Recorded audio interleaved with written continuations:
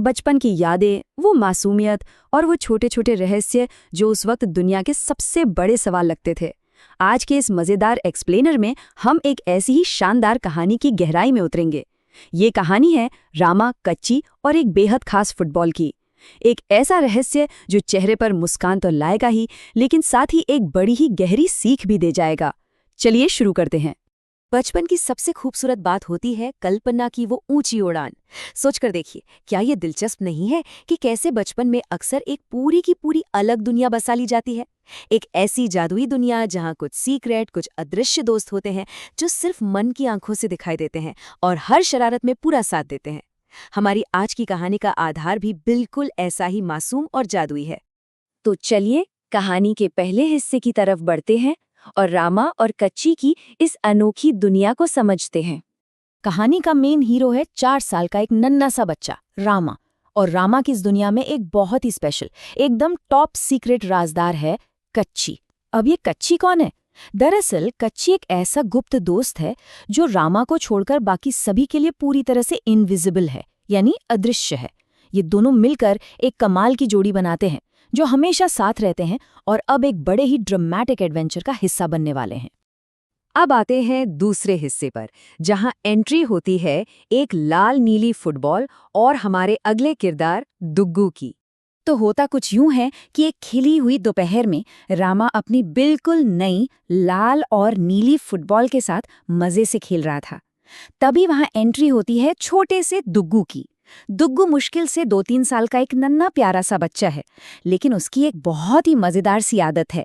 उसे हर नई और दिलचस्प चीज चाहिए होती है, लेकिन सिर्फ थोड़ी देर के लिए। दुग्गू अपनी तोतली और मासूम सी आवाज में कहता है, रामा भैया, बॉल दे दो। अब भाई, इस भोली सी डिमांड को ठुकराना इतना आसान भी तो नहीं था। रामा थोड़ा सा सोच विचार करता है और फिर बड़ी सख्ती से एक शर्त रखता है।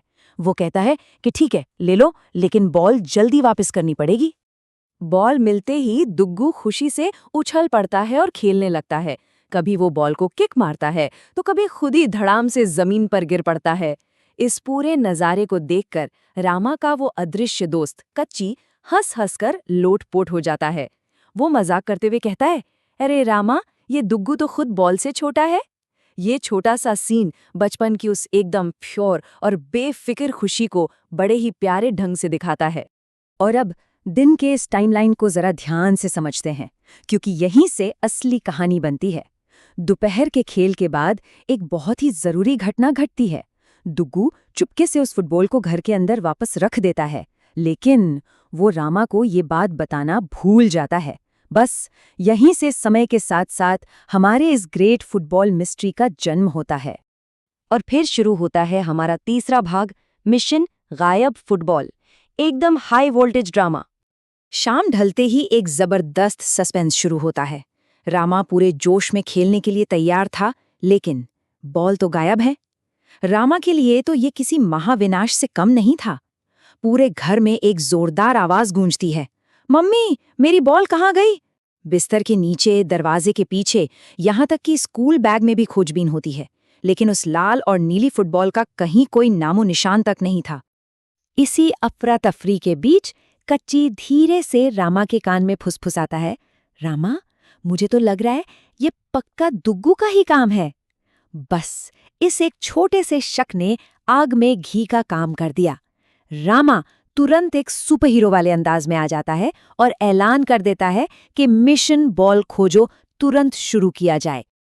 तो अब यहाँ एक बहुत ही बड़ा और रोमांचक सवाल खड़ा होता है, क्या वो छोटा सा मासूम सा दिखने वाला दुग्गू सचमुच एक बॉल चोर था?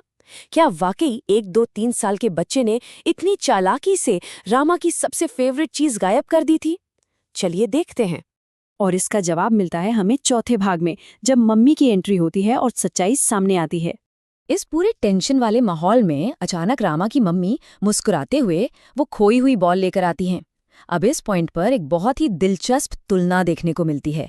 एक तरफ रामा का वो एक्सट्रीम और नॉट किया विचार था कि दुग्गू ने जानबूझकर उसकी बॉल चुरा ली है, और दूसरी तरफ थी एकदम सिंपल सी मासूम सच्चाई कि दुग्गू तो बस चुपचाप बहुत ही सेफ तरीके से बॉल को घर के अंदर वापस रखकर चला गया था। कितना बड़ा मिसअंडरस्टैंडिंग है ना। जैसे ही ये सच्चाई सामने आती है, रामा एकदम सन्न रह जाता है। उसका चेहरा गोल गोल हो जाता है और आंखें आश्चर्य से फटी रह जाती हैं। तभी कच्ची इस पूरी सिचुएशन पर चुटकी लेते हुए कहता है, ओह, बिना जांच पड़ताल के सीधा फैसला। ये वो पल था जब रामा को अपनी बहुत बड़ी गलती का एहसास होता है। उसे समझ आ जाता है कि नतीजे पर पहुंचने में उसने कितनी भयंकर जल्दबाजी कर दी थी। अब बढ़ते हैं इस कहानी के आखिरी और सबसे खूबसूरत हिस्से की तरफ, जहां एक प्यारी सी माफी है और एक बहुत बड़ी सीख भी। जब अगला दिन आता है तो रामा के मन में पिछली शाम की वही बातें घूम रही होती हैं। वो सीधा दुग्गू के पास जाता है और बहुत ही प्यारे अंदाज में कहता है, दुग्गू, सॉरी, मैंने तुम्हें गलत समझा। सच में अपनी गलती मानकर माफी मांगने का ये पल बहुत ही दिल को छू लेने वाला है। और दुग्गू का रिएक्शन, वो बस मासूमियत से मुस्कुराता है और तुरंत कहता है, कोई बात नहीं भैया, चलो बॉल खेलते हैं। बच्चों का यही सीधा और सच्चा स्वभाव तो दुनिया में सबसे खूबसूरत होता है। तो इस पूरे बाल कथा के एक्सप्लेनर से जो सबसे क्रूशियल पॉइंट निकल कर आता है वो ये है कि हमारे सामने दो बहुत ही पक्के नियम रखे गए हैं। पहला, बिना पूरी सच्चाई जाने कभी भी किसी पर शक या आरोप नहीं लगाना चाहिए। और दूसरा, किसी भी नतीजे पर पहुंचने से पहले हमेशा चीजों को ध्यान से खोजना और समझना चाहिए, उसके बाद ही अपनी बात रखनी चाहिए। हमारे इस एक्सप्लेनर का सफर अब अपने अंत पर है, लेकिन जाते जाते इस आखिरी सवाल पर विचार जरूर करना चाहिए। बिना पूरी सच्चाई जाने किसी पर शक करना क्या वाकई एक अच्छी आदत है? बिल्कुल नहीं। अगली बार जब भी लाइफ में ऐसी कोई सिचुएशन सामने आए तो रामा, दुग्गू और उस लाल नीली फुटबॉल के रहस्य को जरूर याद किया जा सकता है। याद रखिए, पहले तथ्यों को समझना और फिर फैसला करना ही हमेशा सही राह होती है।